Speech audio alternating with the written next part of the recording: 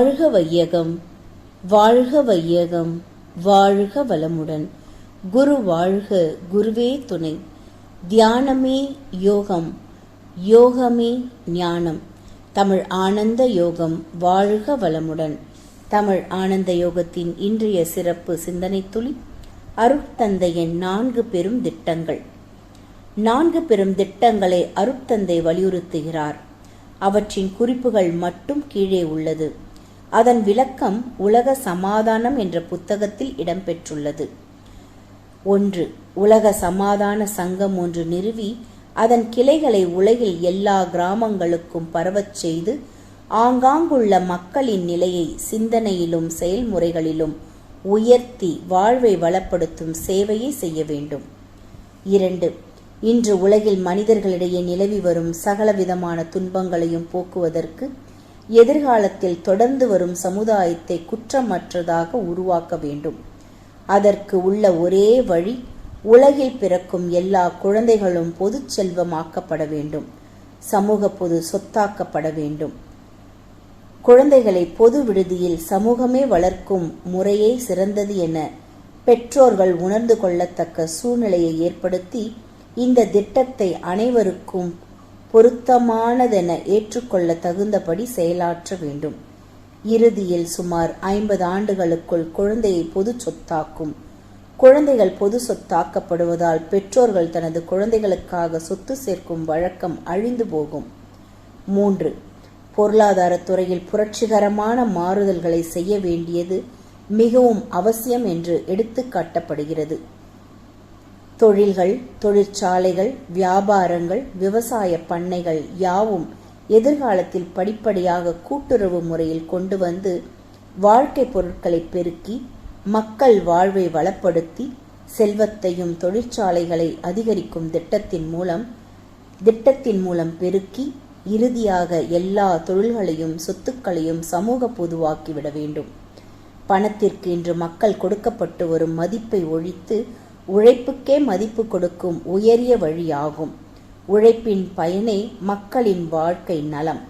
ஆகையால் உழைப்புக்கும் உழைப்பாளிகளுக்கும் சமூகம் மதிப்பு கொடுக்க வேண்டும்.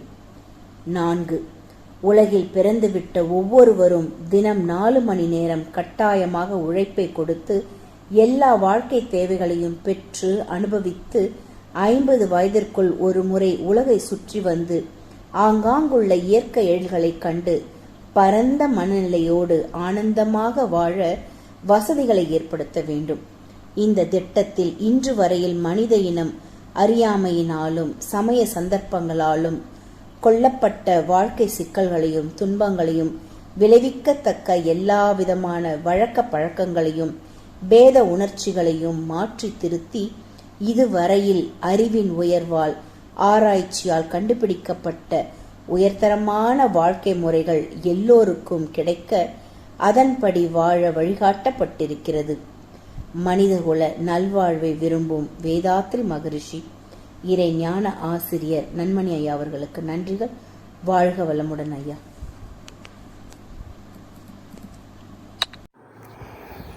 வாழ்க வையகம், வாழ்க வையகம், வாழ்க வளமுடன். குரு வாழ்க, குருவே துணை. குருவின் மலரடி போற்றி.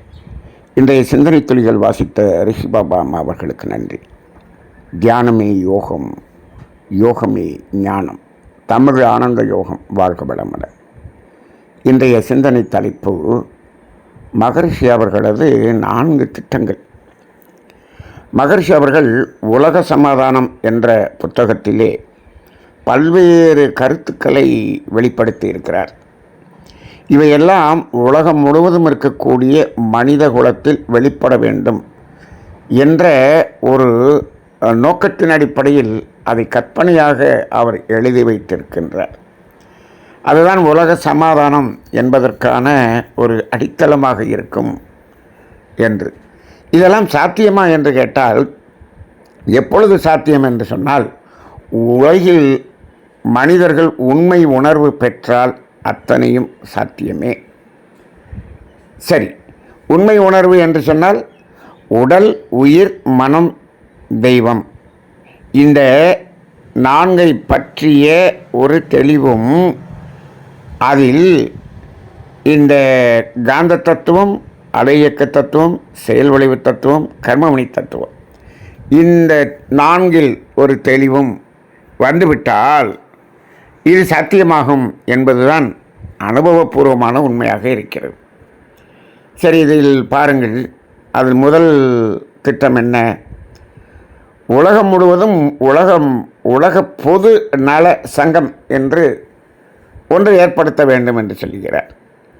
அதைத்தானே இப்பொழுது ஐநா சபை என்று இருக்கிறது என்று சொல்லலாம். ஆனால் ஐநா சபையாக இருக்கிறதா? ஐக்கிய நாடுகள் சபை என்று சொல்லிவிட்டு அதில் 5 நாடுகளுக்கு வீட்டோ பவர் என்று அவர்கள் சொல்வதைத்தான் அது கேட்டுக்கொண்டு இருக்கக்கூடியதாக இருக்கிறது. இந்த உலக பொது நல சங்கம் என்று சொன்னால் அதில் இப்பொழுதெல்லாம் என்ன ஆகிவிட்டது? பலம் படைத்தவர்கள், பணம் படைத்தவர்கள் அவர்கள் சொல்வதை அங்கே இருப்பவர்கள் கேட்பதாக இருக்கிறது அல்லவா? அப்படி இருக்கக்கூடாதல்லவா? அப்போ இப்பொழுது அது உலகம் முழுவதும் பொதுவாக இருக்கக்கூடியதாக இல்லை. அப்போ இந்த சங்கம் ஒவ்வொரு கிராமத்திலும் அந்த சங்கத்தின் கிளைகள் இருக்க வேண்டும் என்று மகரிஷி சொல்கிறார். இது வர வேண்டும் என்று சொன்னால் உலகம் முழுவதும் இந்த உடல், உயிர், மனம், தத்துவம் எல்லோராலும் உணரப்படும் பொழுதுதான் அது வரும். ஏன்னா இப்போது மனிதன் நாம் வாழ்வது இந்த தேவைகளை நிறைவு செய்து கொண்டு இயற்கையை ரசித்து மகிழ்ச்சியாக ஆனந்தமாக வாழ்வதற்குத்தான் என்பதை எப்பொழுது உணர்கிறானோ, இந்த மகிழ்ச்சியும் ஆனந்தமும் இந்த புறப்பொருள்களில் இல்லை, இந்த உறவுகளில் இல்லை என்பதை உணராமல் இது வரவே வராது. இவன் புறப்பொருள்களில் தான் இன்பம் இருக்கிறது என்று மயங்கி விட்டானே. இப்பொழுது அப்படி இருக்கும் பொழுது நாடுகள் இந்த இடத்துக்கான சண்டை தானே நடந்து கொண்டிருக்கிறது. இது எங்களுடையது என்று ஒவ்வொருவரும் அந்த எல்லையை பாதுகாக்கிறேன் என்று சண்டையிட்டுக் கொள்கிறார்களே. நாங்கள் 3000 வருடத்துக்கு முன் இங்கு தான் இருந்தோம், நீங்கள் இடையில் இங்கு வந்து விட்டீர்கள், நீங்கள் வெளியேறுங்கள், நாங்கள் இங்கு இருக்க வேண்டும் என்று இப்பொழுது நடந்து கொண்டிருக்கக்கூடிய அந்த போரை பார்க்கிறோம். அப்போ அப்படியெல்லாம் சண்டையிட்டு கொண்டிருக்கக்கூடிய மனிதர்களை பார்க்கிறோம். இப்போது 3000 வருடத்துக்கு முன்னால் நாங்கள் எங்கே இருந்தோம் என்று சொல்கிறார்கள் என்று வைத்துக்கொள்ளுங்கள். அதற்கு முன்னால் யார் எங்கிருந்தார்கள்?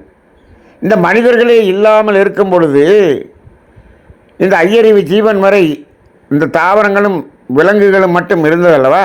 இந்த விலங்குகளெல்லாம் வந்து இது முழுவதும் நாங்கள் இருந்த பூமி, நீங்கள் எல்லாம் வெளியேறுங்கள் என்று சொன்னால் இது நடக்குமா?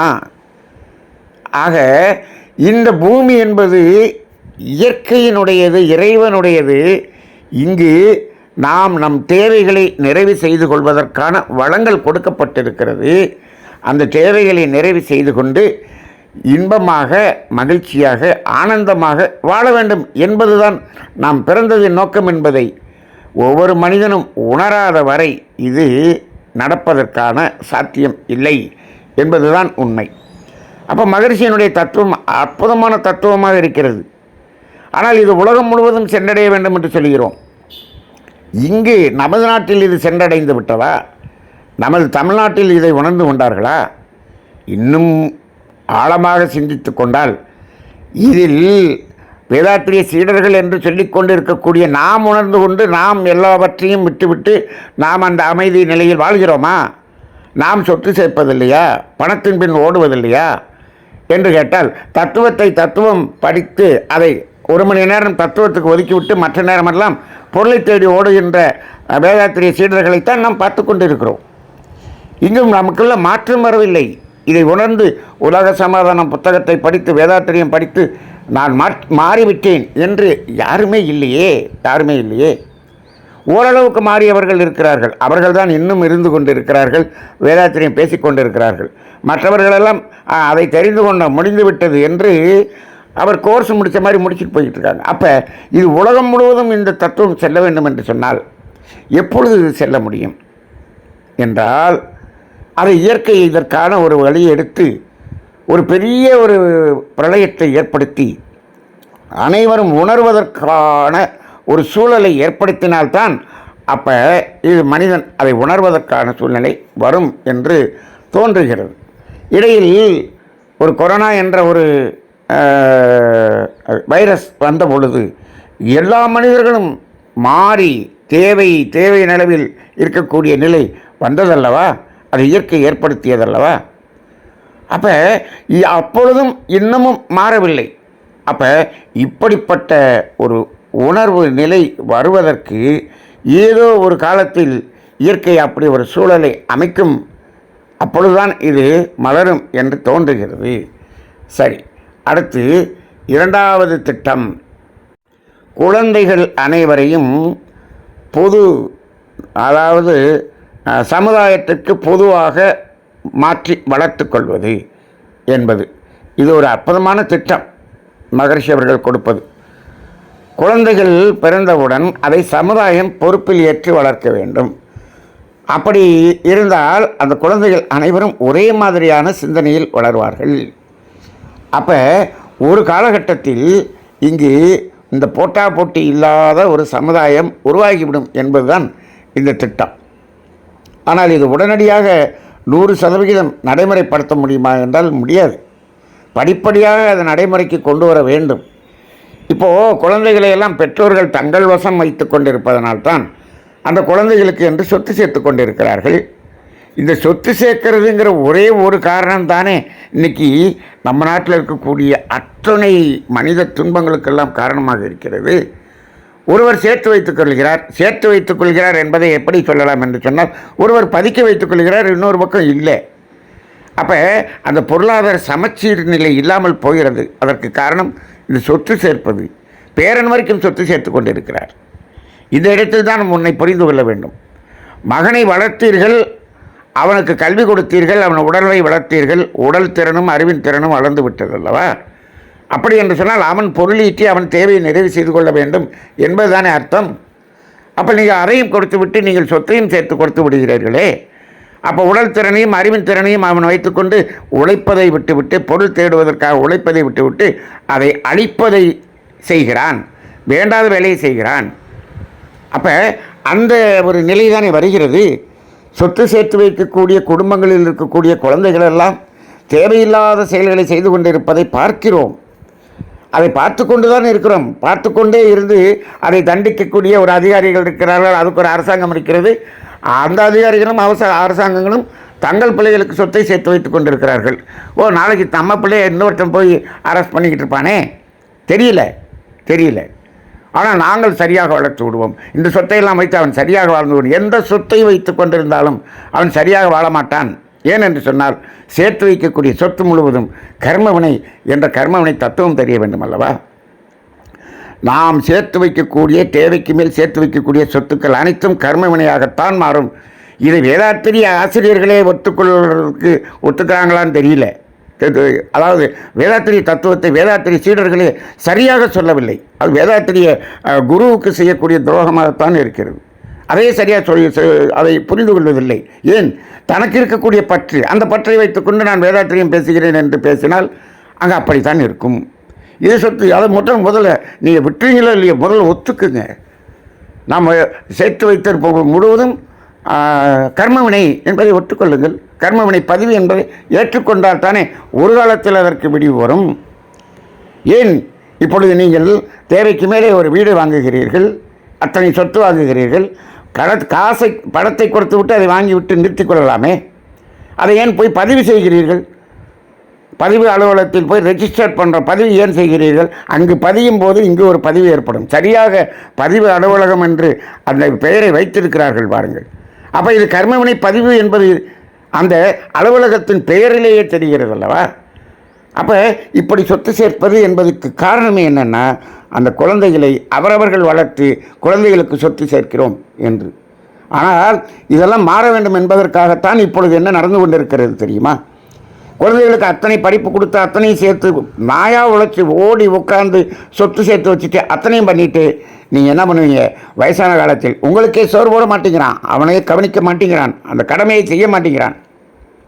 இதற்கு காரணம் என்ன? இப்படி இருந்தால்தான் இனிமேல் இந்த சொத்து சேர்க்கணுங்கிற எண்ணம் மாறும். இந்த உலகத்தில் சமுதாயம் மாற வேண்டும் என்பதற்காக உருவாகக்கூடியது தான் இப்படி உருவாகி கொண்டிருக்கிறது. அந்த பற்று என்பதை வைத்து இப்போ நாம் செய்யக்கூடிய தவறுகள் நமக்கே அது வினையாக வந்து மூழ்கிறதா என்பதை பாருங்கள். சரி, அப்போ அந்த அடிப்படையிலே இந்த குழந்தைகளை பொதுவாக வளர்க்கும் திட்டம். ஆனால் இப்பொழுதெல்லாம் ஓரளவுக்கு ஒரு சில நாடுகளிலே என்ன செய்கிறார்கள், குழந்தைகளுடைய படிப்பு, குழந்தைகளுடைய சுகாதாரம் எல்லாவற்றையும் கவர்மெண்ட் அரசாங்கம் பொறுப்பேற்றுக் கொள்கிறது. அவர்களுக்கு இலவசமாக பஸ் பயணம் எல்லாத்தையும் கொடுத்து விடுகிறது. அப்படி கொடுக்கும் பொழுது அங்கு என்ன ஆகிறது என்று சொன்னால், அந்த மாணவர்கள் ஒரு காலகட்டத்தில் என்ன செய்கிறான், படித்தவுடன் அவர்கள் குடும்பத்திலிருந்து பிரிந்து வந்து அவன் உழைப்பில் படிக்கக்கூடிய நிலையும் அவன் உழைப்பில் வாழக்கூடிய ஒரு நிலையும் வந்துவிடுகிறது. ஆனால் அந்த அரசாங்கம் என்ன செய்கிறது, குழந்தைகளை பொறுப்பில் எடுத்துக்கொண்ட அதே நேரத்தில் முதியோர்களையும் தனது பொறுப்பில் எடுத்துக்கொள்கிறது. இரண்டையும் எடுத்துக்கொள்கிறது. ஓரளவுக்கு மகரிஷியினுடைய இந்த திட்டம் சில நாடுகளில், சில மேல் ஐரோப்பா நாடுகளில் இது நடைமுறைப்படுத்தப்படுகிறது. அதனால தான் நீங்கள் பார்த்தீங்கன்னா, உலகத்தில் மக்கள் மகிழ்ச்சியாக வாழக்கூடிய நாடுகளின் அந்த பட்டியலில் பார்த்தீர்கள் என்று சொன்னால், அந்த மேல் ஐரோப்பா நாடுகளெல்லாம் அந்த வரிசையில் முதலிடத்தை பெறுகிறது. முதல் 4-5 இடங்களை அதுதான் பெறுகிறது. அங்கெல்லாம் இந்த நடைமுறை இருக்கிறது. அப்போ ஓரளவுக்கு இந்த திட்டத்தை நடைமுறைப்படுத்தக்கூடிய அந்த நாடுகளே மகிழ்ச்சியாக அமைதியாக இருக்கிறது என்று சொன்னால், மகரிஷியினுடைய இந்த திட்டம் முழுமையாக நிறைவேற்றப்பட்டால் உலகம் அமைதி பெறுமா? நிச்சயம் பெறும் என்பதை இந்த இடத்தில் நாம் தெரிந்து கொள்ள வேண்டும். மூன்றாவதாக பொருளாதாரம். இந்த பொருளாதாரம் என்பது தனி மனிதனுக்கு ஒரு சொந்தம் என்ற ஒரு நிலையில் இருந்து கொண்டு இருக்கிறது. இதற்கு காரணம் என்ன? இந்த பிள்ளைகளுக்கு சொத்து சேர்க்கணுங்கிறதுனால தான் இந்த ஒரு தொழிலையும் இப்படி சேர்த்து தனியாக கொடுக்கிறான். அப்போ மகரிஷி என்ன சொல்கிறாங்க, இதை கூட்டுறவு முறையில் தொழில்கள் இருக்க வேண்டும் என்று சொல்கிறார். இதைத்தான் பப்ளிக் அண்டர்டேக்கிங் அப்படின்னு நம்ம சொல்லிக்கிட்டு இருக்கிறோம். இன்றைக்கி நம்ம கவர்மெண்ட்டே என்ன பண்ணுது, பப்ளிக் அண்டர்டேக்கிங்கில் இருக்கிறது எல்லாத்தையும் தனியார் மனம் ஒப்படைக்கிறோம் அப்படி என்று சொல்லி கொண்டு இருக்கிறது. மகரிஷி அவர்கள் இதை என்ன பண்ண, தனியாரில் இருக்கக்கூடிய எல்லாத்தையும் பப்ளிக் கூட்டுறவாக மாற்ற வேண்டும் என்று சொல்லுகிறார். எல்லோரும் சேர்ந்து உழைப்பு. அங்கே அப்படி மாற்றும்போது என்ன ஆகிறது, உழைப்பு எல்லாரும் உழைத்தாக வேண்டும் என்ற நிலை வருகிறது. அப்போ இப்போ என்ன ஆகுது, தனி மனிதன் என்று இருக்கும்பொழுது அவன் பணத்தை கொண்டு பணத்தை பெருக்குவது என்று ஆகிவிடுகிறான். ஆனால் கூட்டுறவு என்று சொன்னால் எல்லோரும் வேலை செய்ய வேண்டும் என்று ஆகிவிடுகிறது. அப்போ எல்லோரும் வேலை செய்ய வேண்டுமா? ஆம், அதற்காகத்தான் எல்லோருக்கும் உடலின் திறனும் அறிவின் திறனும் இயற்கை கொடுத்திருக்கிறது.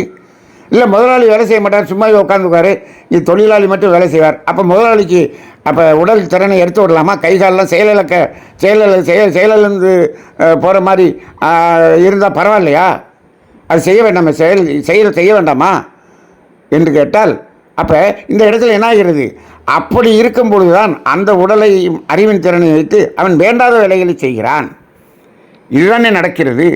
உலகத்தில் இப்படி வேண்டாத வேலைகளெல்லாம் செய்யக்கூடிய ஒரு சமுதாயம் இருக்கிறது என்று சொன்னால் அதில் பெரும்பான்மையானது இப்படிப்பட்ட சமுதாயமாகத்தான் இருக்கிறது. இந்த சமுதாயம் செய்வதை பார்த்து கீழே இருக்கவனும் என்ன செய்கிறான், நம்மளும் அந்த வேலையை செய்வோம். அந்த வேலையை செஞ்சுட்டு நம்ம அதையே நம்ம ஒரு தொழிலாக வைத்துக்கொள்வோம் என்று இப்படி மாறிவிட்டக்கூடிய சூழ்நிலையாக இருக்கிறது. மனிதனுடைய உடல் திறனும் அறிவின் திறனும் உழைப்பதற்கு அப்படின்னு வச்சுட்டோம் அப்படின்னு சொன்னோம்னா இங்கே 8 மணி நேரம் வேலை செய்யணும்னு அவசியமே இல்லை. மகரிஷி சொல்கிறாரு, ஒரு மனிதன் 4 மணி நேரம் போதும்ன்றார், 2 மணி நேரமே போதும்ன்றார். 2 மணி நேரம் இருந்தாலே நம்ம தேவையை நிறைவு செய்து கொள்ளலாம். 4 மணி நேரம் வேலை செய்கிறீங்கன்னு வச்சுக்கோங்க, அந்த மீதி 2 மணி நேரத்தில் இருக்கிறத வச்சுட்டு என்ன சொல்கிறாரு, நீங்கள் உலகையே சுற்றி இயற்கையை ரசிக்கலாம் என்று சொல்கிறார். இதுவும் அந்த மேலை ஐரோப்பிய நாடுகளில் இப்பொழுது அங்கு எப்படி இருக்கிறது என்று சொன்னால், அவர்கள் உலகத்தையே சுற்றி பார்க்கக்கூடிய ஒரு அழகை ரசிக்கக்கூடிய ஒரு வேலையை அவர்கள் செய்கிறார்கள். அங்கே நடக்கிறது. ஏன்? அங்கே கமிட்மெண்ட் இல்லை, பிள்ளைகளுக்கு சொத்து சேர்க்கறதுன்னு இல்லை.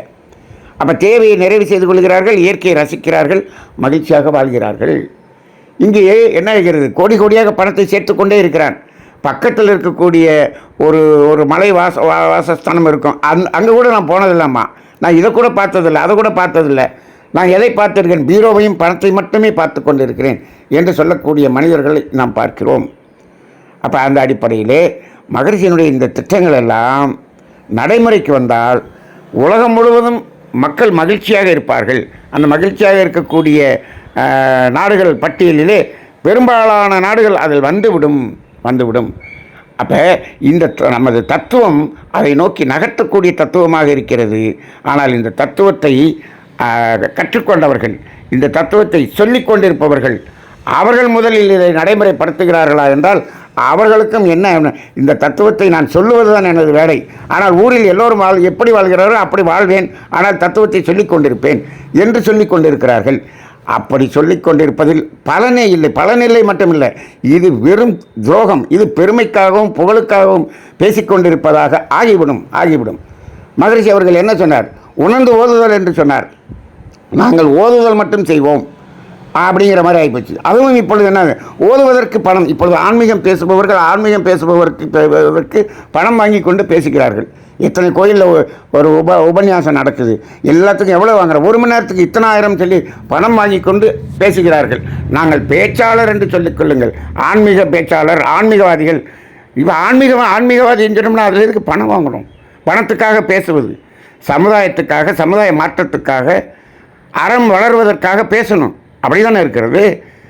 அப்போ அதைக்கு காசு வாங்கிக்கிறோம் அப்படின்னு சொன்னோம்னா, இதுக்கு பணம் வாங்கிக்கிறோம் அப்படின்னு சொன்னோம்னா, அப்போ நம்ம தத்துவத்தை நாம் என்ன நம் நடைமுறைக்கு கொண்டு வரவில்லை, அதை உணரவில்லை என்ற அர்த்தம், உணர்ந்து ஓதவில்லை என்ற அர்த்தம்.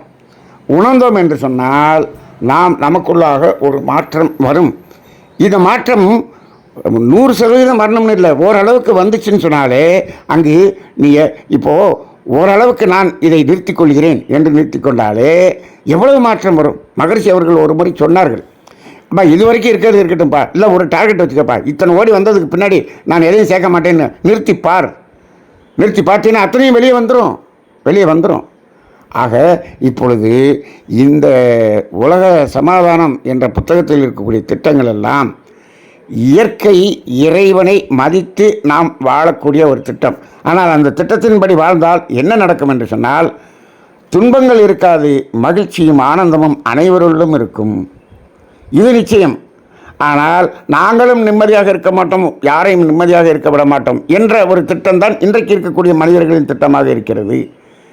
அப்போ துன்பத்தின் உச்சத்துக்கு சென்று இன்னும் பெரிய துன்பம் உலகம் முழுவதும் வந்து எல்லோரும் அந்த லாக்டவுனில் படுத்து அப்படியே உட்கார்ந்து சிந்திக்கக்கூடிய ஒரு சூழ்நிலையை இயற்கை உருவாக்கும். அன்றைக்கு அதை மாறிக்கொள்ளுங்கள் என்று இயற்கை சொல்லிவிடும். வேறு வழி இல்லை. இயற்கை ஏதாவது ஒரு இடத்தில் இதை செய்தே தீரும் என்பது உண்மை. ஏன்னா அந்த காலத்தில் சொல்லுவாங்க இல்லையா, அதர்மம் ஓங்கும் போது நான் வருவேன் என்று. அப்படி வரும். அப்படி அது வருவதற்கு முன்னாலேயே இப்படிப்பட்ட மகான்களை அனுப்பி இது எல்லாத்தையும் நீங்களே மாறிக்கொள்ளுங்கள் என்று சொல்லுகிறது. நாம் அதையெல்லாம் அலட்சியப்படுத்தினோம் என்று சொன்னால் இயற்கை ஒரு காலத்தில் நம்ம எல்லாம் மாற்றுவதற்கு இயற்கை வரும். அதற்கு பெயர்தான் இயற்கை சீற்றங்கள். அது வந்து கொண்டிருக்கிறது, சமீபத்தில் இருக்கிறது. பரலோக சாம்ராஜ்யம் சமீபத்தில் இருக்கிறது என்று சொன்ன மாதிரி இப்பொழுது அந்த மாறுதலுக்குரிய காலம் சமீபத்தில் இருக்கிறது. ராகுவும் சனியும் சேரக்கூடிய இந்த காலம் 2025 இந்த வருடம் மனிதனிடம் பெரிய மாற்றத்தை ஏற்படுத்தக்கூடிய இயற்கையின் விளைவுகள் வரும் என்று அந்த ஜோதிட ரீதியாக, வானியல் ரீதியாக கருதப்படுகிறது. அப்போ இப்படி வந்துதான் நாங்கள் மாறுவோம் என்று சொன்னால் வேறு வழி இல்லை. அந்த அடிப்படையிலே மகரிஷி அவர்கள் இதையெல்லாம் முன்கூட்டியே உணர்ந்து இந்த தத்துவங்களை எல்லாம் கொடுத்திருக்கிறார்கள். இந்த தத்துவங்களை நாம் சொல்லிக் கொண்டிருப்பவர்களும் கேட்டுக்கொண்டிருப்பவர்களும் சிறிதளவேனும் அதில் மாற்றத்துக்கான ஒரு நிலைக்கு வாருங்கள். சும்மா கேட்டுட்டு இதை ஒரு தத்துவம் நல்லா இருக்கு அப்படின்னு கேட்டுட்டு போகிறது அப்படிங்கிறதுல ஒரு பலன் இல்லை. அதனால தான் நம்ம தமிழானந்த யோகம் முழுக்க செயல் மாற்றம் வேண்டும். செயல் மாற்றத்துக்காகத்தான் நாங்கள் இந்த தத்துவத்தை பேசிக்கொண்டிருக்கிறோம் என்று சொல்லிக் கொண்டிருக்கிறோம். பேசுபவர்களும் செயல் மாற்றத்தை செய்து கொண்டு தான் சொல்லிக் கொண்டிருக்கிறோம். அது மாற்றம் 100% இருக்கிறது என்று சொல்ல முடியவில்லை என்று சொன்னாலும் ஒரு 25% நாம் மாறி இருக்கிறோம் என்று சொன்னாலே அந்த 25% பலன் இந்த உலகுக்கு சென்றுவிடும் அல்லவா? அந்த மாற்றத்தை தொடங்குங்கள். இன்று முதல், இந்த சனம் முதல் மாற்றத்தை தொடங்குவோம். செயல் மாற்றம் வரும் அளவுக்கு இந்த சிந்தனை செய்து பாருங்கள். வாழ்க வளமுடன்.